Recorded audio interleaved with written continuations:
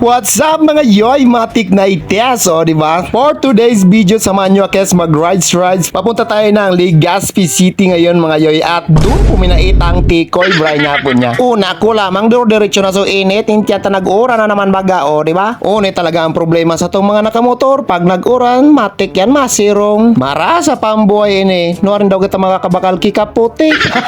Kaputi lang tayo, buro barato, dahil pa kayang kutsi. Sobra na yan.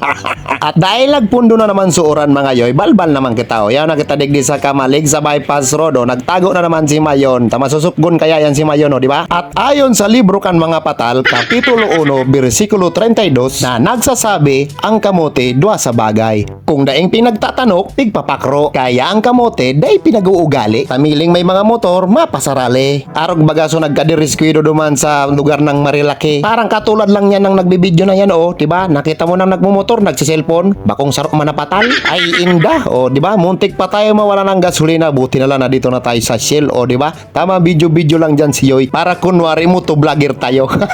At eto na nga mga yoy, yung sadya natin dito sa Daraga Albay, o di ba? Pupunta tayo dito sa Own Style Matic na yan kasi may ibibigay dito sa atin si Sir Gerard Laguno. Ini-sponsoran na naman tayo ng Own Style mga yoy ng malupitang t-shirt, sublimation t-shirt yan, tapos pang riding jersey pa, o di ba? Dalawa yan, may mukha pa yan ni Yoyo, di ba? Sobrang maganda yan, o. Matic na.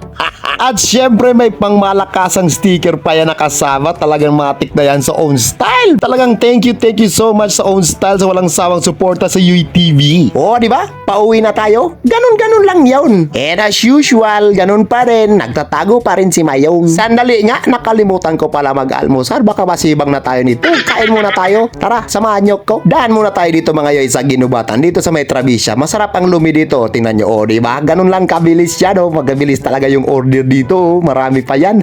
May kasama pa yung sibuyas, tsaka lada, tsaka swa, o diba? Siyempre, pipirisin na natin yung kalamansi dyan sa sibuyas, tsaka yung sili, o. Takalagyan natin ng toyo, kasi bayad yan, o. Lahat ng nakalagay dyan, bayad yan. Kasama na yan sa bayad ng lumi, tapos ibubuntog na natin nga dun sa lumi natin yan, o. Tapos, mekusin lang natin yan, kasi sobra mainit pa pala yan, o. And don't forget to put pamienta that can make you aching, o, diba? Tapos, mekus ulit, tapos muwak-muwakin mo na yan, yo, sobra mainit, pero sobra malasa.